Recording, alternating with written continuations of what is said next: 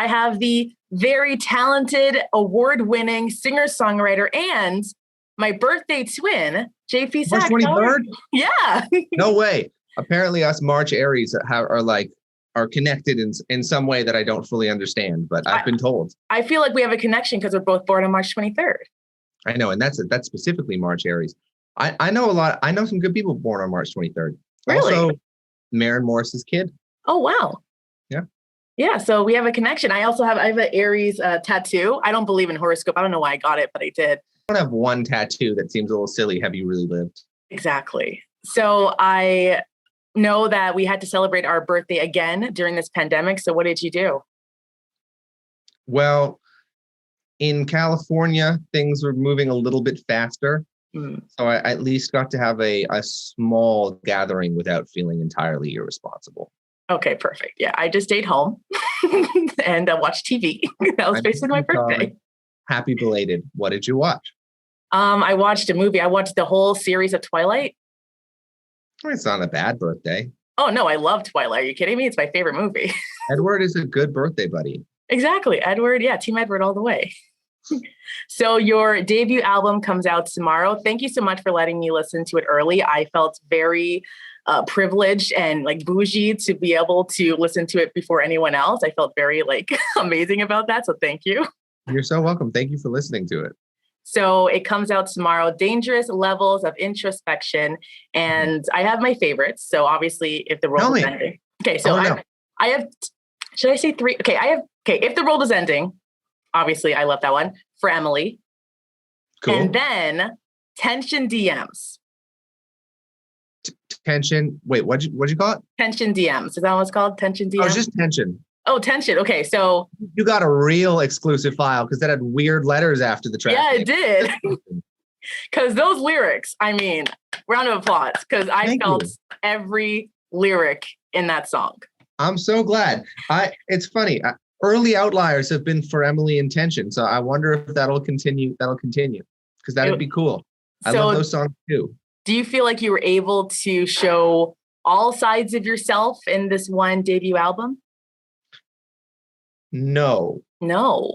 But only because yes would feel like it would be scary to think my entire being was in 13 songs. Right, yeah. I have too much of an ego to say that. Okay. I'm far too pretentious to suggest I've gotten my entire self into 13 songs. Right. But a lot of myself. I mean, this is 4 years of journals, and where my mind has mostly been, for the last 4 years of my life. I mean, there's songs about heartbreak and figuring myself out without someone who I thought being myself required.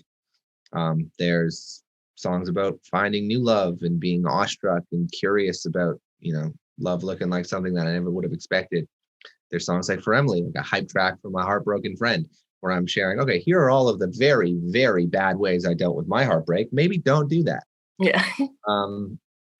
Songs about the loss of my mom. There's songs about, the redefining what home means to me. So it really is more of my heart than I've ever put into anything. Mm-hmm. I know you have a lot of songs, but is there a line or a lyric that you feel like stands out the most to you? No, it's hard to pick one only because I wrote like 50 songs for this album. So every song that made the album, I really love every part of. And I also, we've been inundated with time to ourselves. So I got really obsessive about every nuance. There isn't a millisecond of this album that I didn't pace around my home at 3 a.m. overanalyzing it. But okay, favorite lyric. I'll go from For Emily because you mentioned it. Okay. The lyric, I know you're just looking for love in the last place you left it. I like that line. I also really like, she's hot and she's familiar, so you let her treat you badly. Mm-hmm. But that song's also the most fun, and I'm currently in a fun mood. Oh, good. if I was experiencing my own album, I think Tension and For Emily might be the ones that I would gravitate to at the moment, because they're the ones that make me want to run around with my hands up screaming.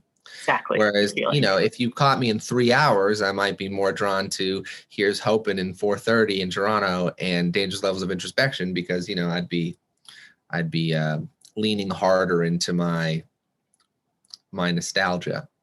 So you mentioned you had like 50 songs you could have put in this album. So the songs that didn't make it, are we gonna hear it maybe one day? Probably not. Oh, cool. Maybe some of them. Okay. Yeah. It's funny. Like whenever fans fans very generously and kindly say things like, you don't have a bad song. And my response is always like, yeah, because I don't play you the bad ones. Right. I have so many bad songs. You just don't get to know about them. Mm-hmm. I think it's a myth to think being a good writer means only writing good things. Oh, okay. I think like every writer I know that's phenomenal has more bad songs than they have good songs, but you just push through, you just push through and you write enough that you can be discerning about what feels like what you want to express and what doesn't. I mentioned If the World is Ending, one of my favorite songs on the album. You wrote it, co-wrote it with your girlfriend, Julia Michaels. So I feel like, because I follow you both on TikTok, and I feel like you guys you're so supportive. I feel like you guys don't have competition with each other, even though you're both singer-songwriters. So do you find it super easy to balance your relationship and also balance music separately and also together for the song? A couple things about that. If I had a sense of competition with Julia, I'd be totally... I don't know what I am and am not allowed to say on your program. I say it all.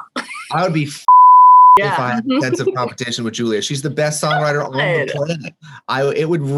If I was insecure about my value as an artist in our relationship, if I felt any sense of competition or any sort of like toxic masculinity about like, I'm the dude, I have to be the strong. Yeah. I'd be it wouldn't work. But then I wouldn't have the beautiful, compassionate, loving, supportive relationship that I have, because we just want each other to win. Mm-hmm. Another thing I will say about what you just said is when we wrote If the World Was Ending, she was not my girlfriend. We met the day we wrote If the World Was Ending. Wow. So yeah, good day. It was a really good day. Good day, yeah. So you just like instantly kind of fell in love with her. She actually sent her manager a text during our first session saying, I think I'm in love with him.